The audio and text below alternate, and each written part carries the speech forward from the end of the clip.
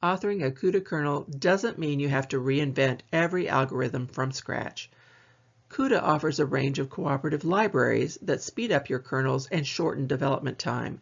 For example, Cub provides general-purpose cooperative algorithms for reductions, prefix sums, and sorting. Meanwhile, cuBLOSDX handles cooperative linear algebra functions, and cuFFTDX offers cooperative Fourier transforms. But what exactly does cooperative mean in this context? To explain what cooperative means, let's review the types of algorithms we've encountered so far. We begin with std sort, which is a serial algorithm. A serial algorithm is both called and executed by a single thread. So if two different threads each call a serial algorithm, the inputs from one thread cannot affect the outputs of the other. Cooperative algorithms, on the other hand, are invoked by multiple threads and are executed cooperatively among them. You can imagine the input of these cooperative algorithms as one large virtual array and just happens to be split among different threads. The same goes for the output.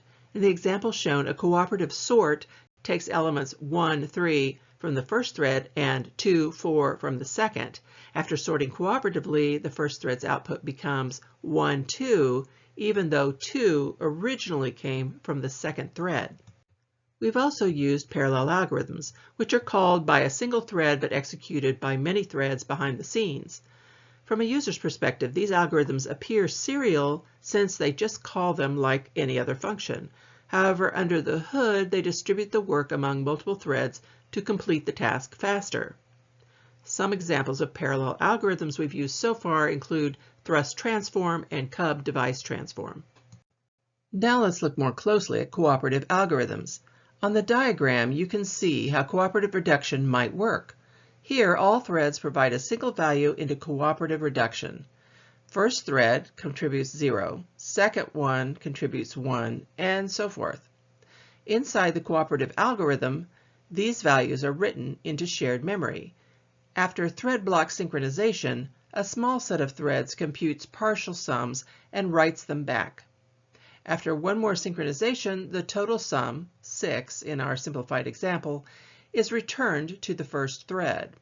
Although this is a very basic model, it illustrates two key points about cooperative algorithms. 1. They rely on shared memory for data exchange between threads. 2. They may include synchronization steps. This means if any thread in the block fails to call the cooperative algorithm, the entire kernel could deadlock. Let's see how this intuition applies to real code. Here we have a cooperative reduction provided by cub. Unlike traditional function-oriented interfaces, cub exposes its cooperative algorithms as templated structures. Template parameters are used to specialize algorithms for the problem at hand. For example, we can specify that we want to reduce integers within a block of 256 threads. Next, there's a nested temp storage type, which specifies the kind of temporary storage the cooperative algorithm needs for its internal communication. We allocate an instance of this type in shared memory, then pass a reference to that shared memory instance when we construct the cooperative algorithm. Finally, member functions provide different flavors of a given cooperative algorithm.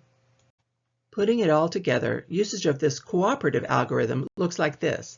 We instantiate block reduction for reducing integers within a thread block of size 4. Then, allocate nested temp storage type in shared memory, construct an instance of this cooperative algorithm structure, and finally, call a cooperative algorithm. Cub provides many general-purpose algorithms at a thread block level.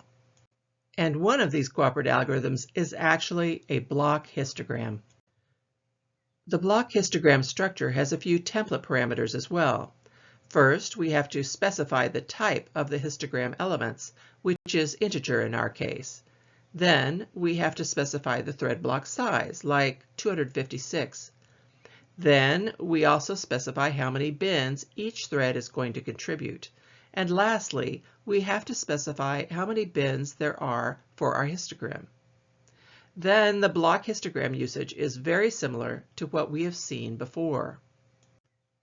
In the exercise for this section, you'll use the Cub block histogram algorithm in the histogram kernel instead of implementing it from scratch.